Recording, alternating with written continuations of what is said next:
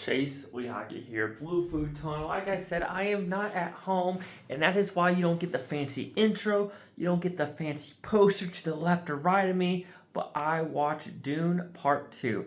I got a little bit of flack when I did the Dune Part 1 review in 4DX and how people said I didn't talk about the 4DX enough. Okay, I'm sorry about that. Here I haven't seen the 4DX, but I will see the 4DX when I go back to the States in a couple of weeks.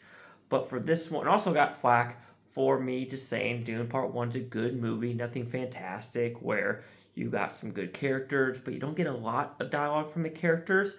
And with the second one, you kind of get the same issues with that, in my opinion. For example, Christopher Walken, Florence Pugh, Dave Bautista, even Austin Butler, even the mom. Like, there is a lot of side characters, like Josh Brolin. A lot of side characters in this movie where you're like, okay, you're interesting, but I want more of you. And for being a 3-hour movie, you don't get a lot of that dynamics. You get it for this one. Of course, it's Zendaya. It is Timothy Chalamet. It is Javier Bardem's movie. So how I said in the beginning, it was more Rebecca Ferguson's and Timothy Chalamet's. This one is Javier Bardem's, Timothy Chalamet, as well as Zendaya's movie. And I still think it's a great movie. I do think that it's a fun sci-fi movie.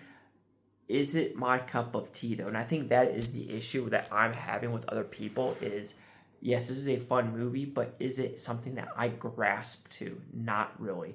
I don't know. Maybe I'm just more into the fantasy type of sci-fi, kind of like The Lord of the Rings, where I grasp to that more with like the orcs, with knowing who the bad guys are, the elves, the dynamics.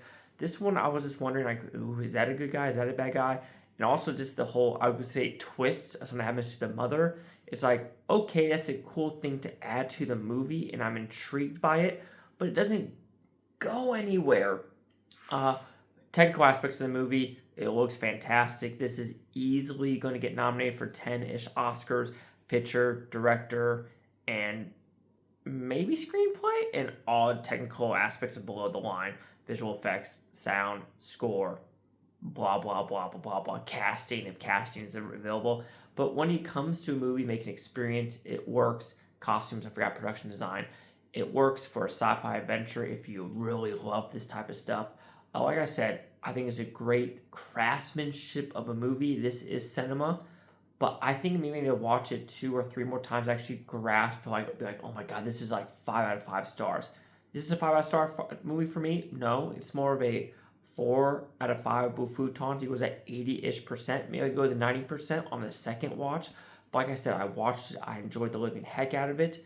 But me grasping to it, just be like, did I have goosebumps? I did not, like some people did. Chase Lee Hockey here with the Blue Futon. Like, comment, subscribe. Let me know what you think is Bufutontopia. You Bufutonists, thanks for watching. Have a great day. Now you can watch this tape tomorrow, week from now, a month from now, a year from now. Every single freaking one of you. Peace and love. Enjoy life. And just enjoy yourself. And if you don't agree with my opinion, that's fine. I'm not trying to change your opinion. I'm just telling you mine. Scoop-a-boop-a-doop.